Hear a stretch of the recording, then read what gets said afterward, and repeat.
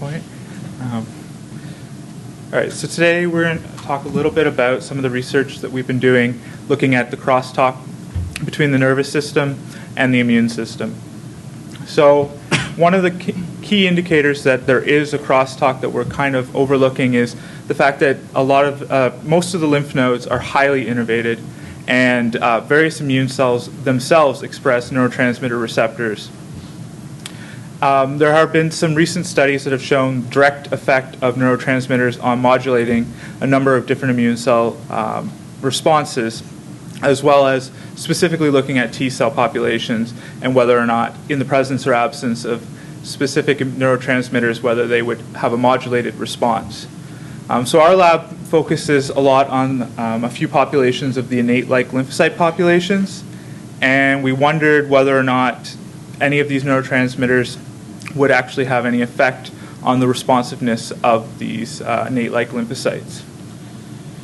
So when you are talking about the innate-like lymphocyte population, there's probably 4 defined innate lymphocytes that fall sort of into the category that we'll be looking at. So the iNKT cells, or the invariant natural killer T cells, the gamma delta T cells, the mucosally associated invariant T cells, and B1 cells. So we focus on iNKT cells primarily because they're easy to work with in mice because they have a lot of them. As well, they have a really well-defined synthetic ligand, so judging their activation is very straightforward to do. The thing that's sort of interesting about these invariant T cell populations is that, unlike a lot of the T cells, they have a very limited V alpha and V beta repertoire. So there's a large clonal population of T cells that are potentially responsive to the same sort of ligands. So with the iNKT cells, as well as gamma delta T cells, you're looking at lipid ligands that they respond to. And with the mucosally associated invariant T cells, it's these riboflavin-derived particles that they're responsive to. Okay. So unlike a conventional T cell, which you have the pairing with your MHC TCR in order for activation, with the iNKT cells, this is replaced by a CD1D molecule that will present lipid antigen rather than presenting protein, which is normally seen here. So having this invariant T cell receptor makes them prone to being activated very quickly in a lot of infectious disease situations. One of the things that's is an advantage in some respects, but it's also a large disadvantage, is the fact that in mice, we have a very strong population of iNKT cells. They're very easily detectable. So in the liver, somewhere between 10 to 30%, depending on the situation, are these invariant iNKT cells. Whereas in humans, well, it's very, very difficult to detect them, especially in the peripheral blood. So it makes using mice a very good model for studying iNKT cells, but they're not exactly super translatable into humans. So it's unfortunate. So they have a synthetic ligand, alpha-galactosylceramide. It activates specifically iNKT cells and should have very little to no cross-reactivity with any of the other innate-like lymphocyte populations. We also have a very good understanding of the response to this ligand in mice. So when we give an intraperitoneal injection, we know that within 2 hours we're going to see a spike in IL-4, and then by 12 hours we'll see a spike in IL-12 that will start tapering off around 24 hours. So it's a good system for studying activation of these cell types in a predictable manner. Okay. So our question was, if we give mice these neurotransmitters immediately prior to challenging them with this alpha-galactosylceramide, what would happen to the actual activation response of the iNKT cells? So we used IL-4 as our main readout. We also looked at interferon gamma. The reason IL-4 is because it's the most immediate response for iNKT cells. So within 2 hours, there's a major spike in IL-4, which we could see somewhere around, 2,500 picograms per mil from the serum, which will then by 12 hours be completely gone. So it's their early activation phenotype that we see by looking at IL-4. So we exposed these mice to a panel of different neurotransmitters, so norepinephrine, dopamine, and serotonin, and then immediately following we gave the synthetic ligand, and then at 2 hours we bled them and looked for their IL-4 levels. And we see that with all three of the ones that we gave, the most dramatic being with serotonin, there was at least a 50% reduction in the capacity or activation of these iNKT cells at this point. So we basically came down to which one of these can we build a story around, and where can we go with that. So we decided to look more into norepinephrine to see. So we know that part of the HPA axis, we know that cortisol and norepinephrine are potently induced. We know cortisol has very strong immunosuppressive properties, but we know very little about the immunomodulatory properties of norepinephrine. There are a few scattered studies that suggest some of the similar things that we see. But by and large, it's been largely discounted. So we decided to focus in on norepinephrine to see what actually effect it was having. Okay, so the idea was to try and look at some of the mechanisms that underlie this stress response that eventually leads to illness or sickness in a sort of method that's not dependent on the cortisol response.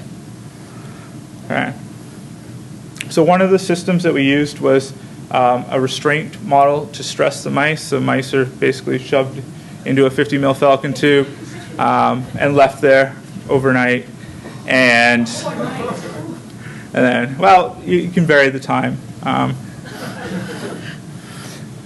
Yeah, don't tell our ethics board. But anyway, then in the morning we give them the synthetic ligand for iNKT cell activation, and we put them back in the tubes for another 30 minutes.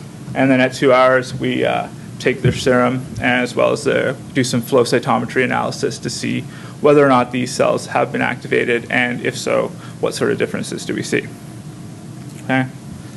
So interestingly, what we see is when we do this, the control mice mount sort of the typical IL-4 response that we would expect, and similar to what we saw with the norepinephrine earlier, there's about a 50% reduction in the IL-4 production in these stressed mice.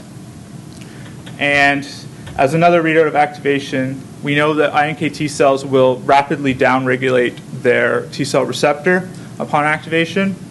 So we see that in the stressed mice, we have about 11% of the T-cell population expressing the iNKT cell receptor, whereas in the control, it's dropped to about 2.4. So there's a very small reduction in the stressed mice versus a very potent reduction in the iNKT cell receptor in the control mice, indicating that these iNKT cells were not being activated by the alpha-galactosylceramide when we pre-stressed them. All right. So one of the things that we saw was that when we did the analysis in the liver, we saw that there was a significant increase in the overall mononuclear cells that we could isolate from the liver, indicating to us that there was either a rapid expansion, although it's within 2 hours, so probably not, or a recruitment of a cell type population. So one of the things that we did notice was that there was this rapid increase in CD11b positive GR1 high cells, which have been noted to be associated with myeloid-derived suppressor cells.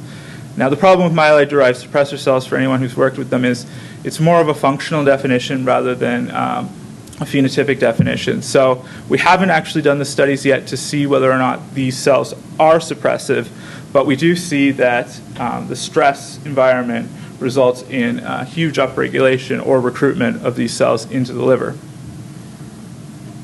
Okay. One of the interesting things, and it kind of goes along with the last talk, was we only saw this effect if we did the stress during the dark cycle. we tried stressing them during the day, so during their light cycle, and we saw basically no effect on their responsiveness. And we stressed the hell out of these mice. We put them on a rocking table, all sorts of things, no effect whatsoever. So that was kind of interesting to us, and it's something we need to follow up on, but we haven't yet. Okay. So again, when we stress them during the day in the light cycle, we don't see this upregulation of this CD11B positive, GR1 positive population, indicating that whatever is recruiting this population is only in effect during the dark cycle or their active phase. Okay, so we were wondering, so we went back to this norepinephrine. We wanted to see what would happen basically if we just administered norepinephrine, waited this 2-hour window that we had previously shown resulted in a reduction in responsiveness to the synthetic ligand, and we wanted to see whether or not this potential myeloid-derived suppressor cell population was being recruited. So what we do see is that after giving norepinephrine, within 2 hours, there's a massive increase in the absolute number of cells in the liver, as well as a major increase in this population of CD11B positive GR1 high cells, indicating to us that it's the norepinephrine response that's actually responsible for drawing this population into the liver rather than the other effects that might be driven by stress. Okay. So overall, what we see is that when we either stress the mice or administer exogenous norepinephrine, we see a major reduction in their capacity to produce IL-4, as well as we see a major increase in this potential myeloid-derived suppressor cell population.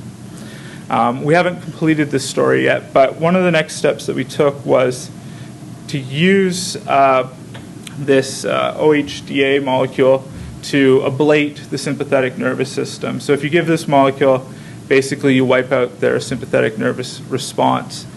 So we did that prior to giving the alpha-galactosylceramide, and then we followed the same model and looked at their activation. And interestingly, we see no differences in the ability of these iNKT cells to respond in the absence of a sympathetic nervous system. Now, the next logical step would be to follow this up with trying a stress model in these sympathectomized mice to see whether or not we would see a similar sort of trend or not.